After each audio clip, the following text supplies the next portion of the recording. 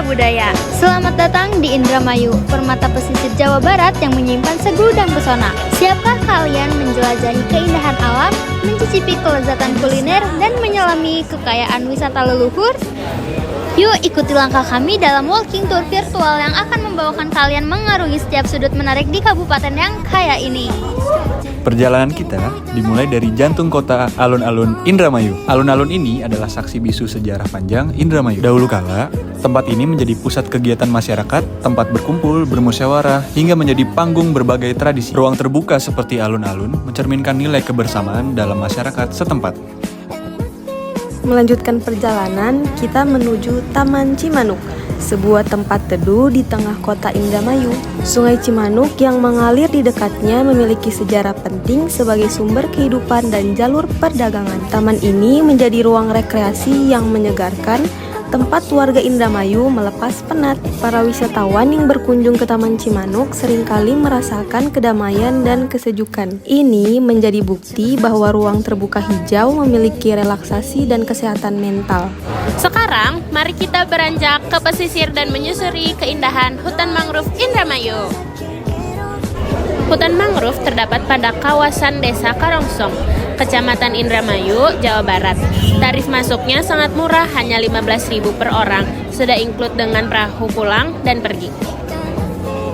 Ekosistem mangrove memiliki sejarah penting dalam menjaga keseimbangan lingkungan pesisir.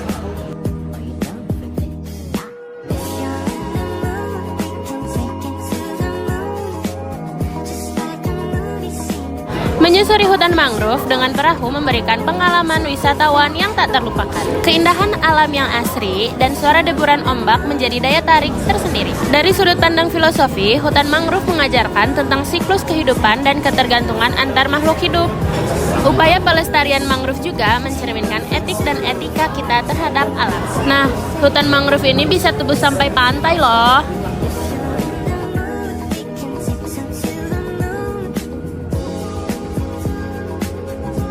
Jika mau beranjak dari hutan mangrove, kalian tinggal hubungi dengan menelpon bapak petugas. Otomatis bakal dijemput depan pintu hutan mangrove.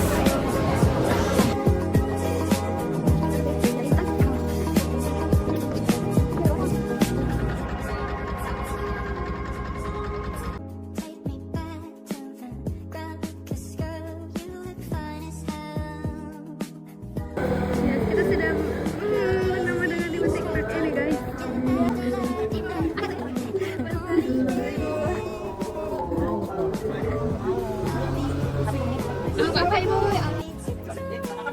Setelah menikmati keindahan alam, saatnya memanjakan lidah dengan kuliner khas Indramayu. Yang pertama adalah Miragit. Sejarah Miragit diperkirakan telah ada sejak lama dan menjadi hidangan istimewa di berbagai acara. Miragit ini biasa disajikan sebagai takjil saat bulan Ramadan. Cara menghidangkannya pun, Miragit biasanya dengan kuah kental berwarna kuning yang kaya akan rempah. Perpaduan kuah santan dan bumbu khas Miragit yang dapat menggugah selera, lalu ditaburi dengan bawang goreng. Saat mencicipi Miragit, kita akan merasakan perpaduan rasa gurih, manis, dan pedas.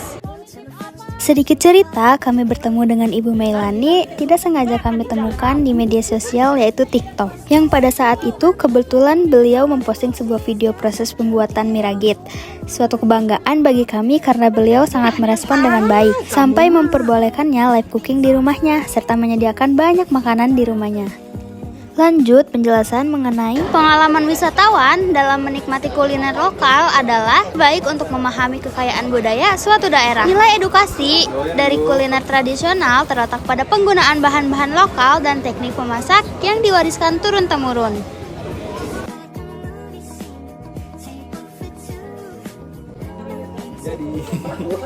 Yeah. Ayo kita makan. Ayo. Makan lagi.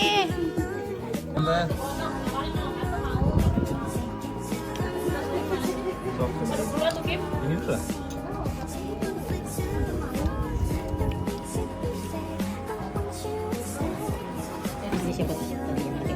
Selanjutnya, mari kita kenali soto Indramayu.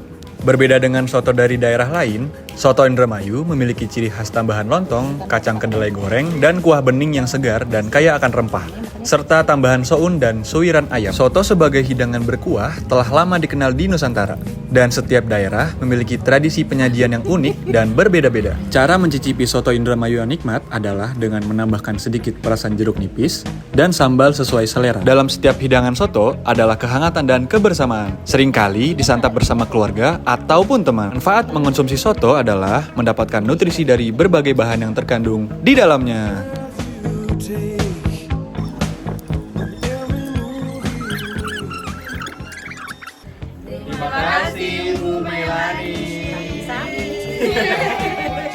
Terima kasih kepada Ibu Meilani karena sudah memberikan ilmu resep pembuatan makanan tradisional khas Indramayu. Semoga ilmunya bermanfaat bagi kita semua.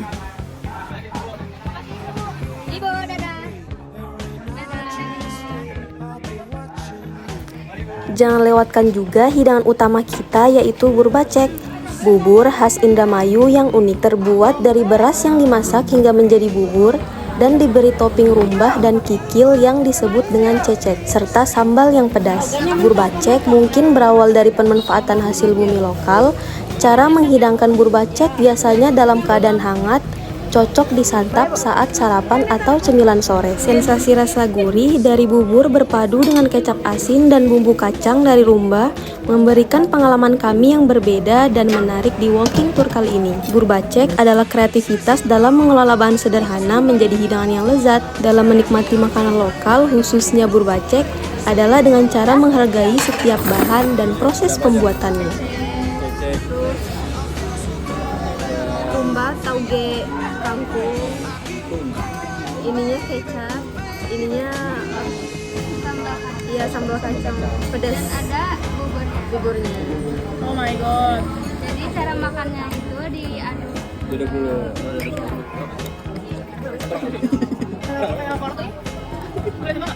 Kamera yuk.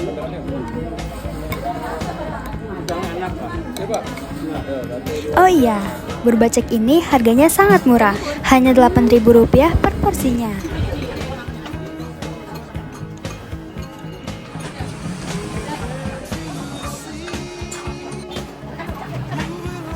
Terakhir, kita cicipi geblok, camilan manis khas Indramayu yang terbuat dari singkong yang dikukus dan dibalut dengan gula palem dan taburan kelapa.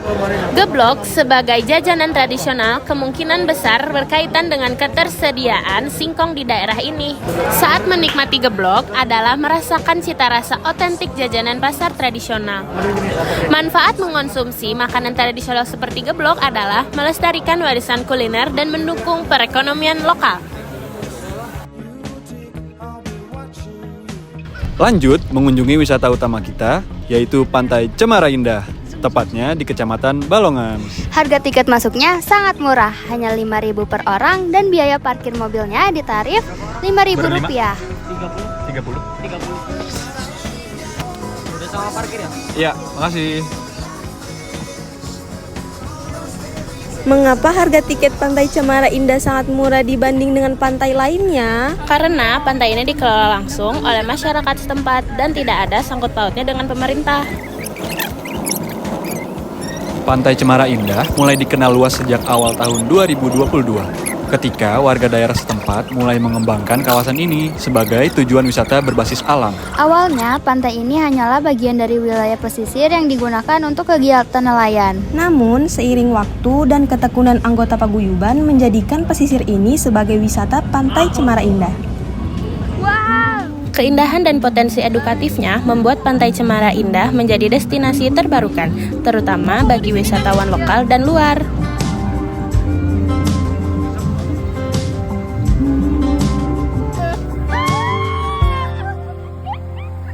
Tatkala mentari terbenam di ufuk barat, di saat itulah dingin rindu selimuti keindahan senyuman dari lesung pipi itu, menikmati imaji bersamamu.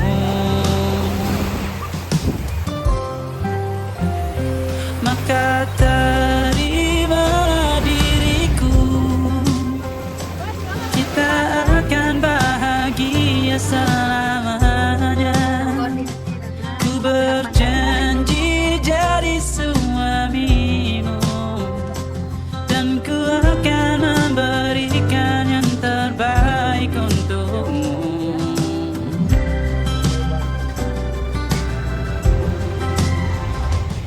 sadar diriku tak seindah lagu ini yang selalu kau dengar meracuni tali. Dan itulah cerita singkat keindahan yang kami sajikan dari Indramayu, tanah yang tak hanya kaya akan hasil bumi, tetapi juga menyimpan pesona budaya, kuliner yang menggugah selera, serta alam pantai yang memanjakan mata dan jiwa. Terima kasih telah berjalan bersama kami. Sampai jumpa di perjalanan berikutnya. Ini alun-alun Indramayu ketika malam hari, guys. Berikan yang terbaik untukmu. Perbedaan buat kita terus bersama. Izinkan ku jaga hatimu.